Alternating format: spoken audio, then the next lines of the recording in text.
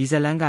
1984ခုနှစ်ဗာဂျီးနီးယားကစိတ်ဓာတ်ဆယောဂဆေးရုံတစ်ခုမှာစခဲ့ပါတယ်။အဲ့ဒီဆေးရုံမှာမွေးရပါချို့ယင်းချက်တွေနဲ့လူနာတွေကိုထားတဲ့ဒေါက်တာရန်တုံကဒေါက်တာအန်နီကိုလှည့်လည်ပြသတဲ့အခါလူနာတစ်ယောက်ကဒေါက်တာအန်နီရဲ့စံထိုးကိုလူယူသွားတယ်။ဒါတင်မကသေးပါပဲဒေါက်တာရန်တုံကဒေါက်တာအန်နီကိုရှုပ်ဝက်ခန်းတစ်ခုထဲမှာထားတဲ့စိတ်ဓာတ်ဆညီအကို3ယောက်ကိုပြပြီးသူတို့တွေကိုဒေါ်ဟီလာဆိုတဲ့အမျိုးသမီးကတောထဲမှာတွေ့ရှိခဲ့ပြီးသူတို့ဟာသူတို့ရဲ့မိဘတွေကိုတောင်တက်စားသွားခဲ့တဲ့တတဝါတွေပါဆေးရုံမှာအန်နီရဲ့ရှိဆုံးလူနာတွေလို့ဆိုပါတယ်။ပထမတစ်ယောက်သူကသူ့ရဲ့လက်ချောင်း3ချောင်းကိုကိုယ်တိုင်ကိုက်ဖြတ်ခဲ့တယ်။နောက်တစ်ယောက်သူ့ရဲ့မျက်လုံးတစ်ဖက်ကိုကိုယ်တိုင်တူးပြီးစားသွားတယ်။နောက်ဆုံးတစ်ယောက်ကတော့နယံကိုသွားတွေနဲ့ပုတ်တိုက်ရင်သွားတွေချွန်နေတဲ့တခြားလူနာတွေကိုလည်းဒဏ်ရာရအောင်လုပ်ခဲ့တယ်။အရေးကြီးတာကသူတို့3ယောက်ဟာနာကျင်မှုကိုလုံးဝမခံစားရဘူး။ခိုးထားတဲ့စံထိုးနဲ့ပဲသူတို့3ယောက်ရဲ့ချုံနှောင်ထားတဲ့တကားကိုဖွင့်လိုက်တယ်သူတို့ဟာလုံခြုံရေးဝန်ထမ်းကိုတက်ပြီးဆေးရုံကလူနာတွေအားလုံးကိုလွတ်ပေးလိုက်တာကြောင့်ဆေးရုံကြီးဟာကြောက်စရာစိတ်ဓာတ်ဆေးရုံကြီးအဖြစ်ပြောင်းသွားတယ်ဒေါက်တာအန်နီကိုတက်လိုက်အောင်လုပ်ပြီး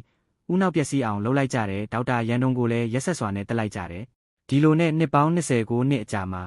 နင်းမုံတိုင်းနဲ့လမ်းပြောင်းနေတဲ့ចောင်းသား9ယောက်ဟာဒီဆေးရုံဟောင်းကြီးတဲကိုဝင်ရောက်ခိုလုံကြတယ်သူတို့ဟာမတိပဲဝင်မိတဲ့အခါကြောက်စရာတွေဆက်ကြုံရတယ်ဗင်ဆင့်ကသူငယ်ချင်းကိုဆနောက်ပြီးတဲ့နောက်ဘိုးအားဆက်ယုံကိုဖွင့်ဖို့သွားရင်တန်တန်တွေနဲ့ခေါင်းကိုထိုးခံရပြီးတေဆုံးသွားတယ်ဘာယုံကိုမိဖို့ချောင်းထဲမှာစိတ်တဆလူကလိဖြတ်နေတာကိုဂျီနာကတွေ့ရှိသွားတယ်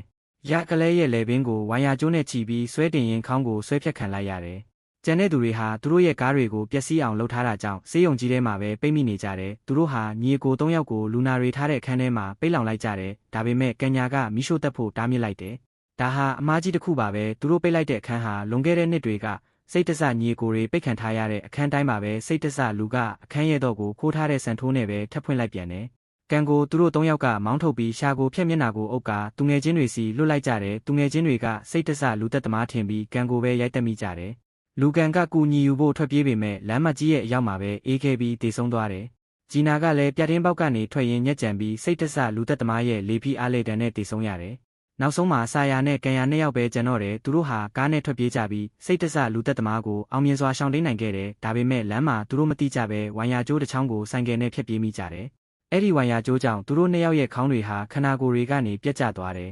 ဇက်သိမ်းမှာတော့စိတ်တဆလူသက်သမားဟာသူတို့2ယောက်ရဲ့ခေါင်းတွေကိုကောက်ယူပြီးသူ့ညီကိုယ်တွေနဲ့အတူပြန်လည်ထွက်ခွာသွားတာနဲ့ဇလန်းလေးကပြီးဆုံးသွားပါတယ်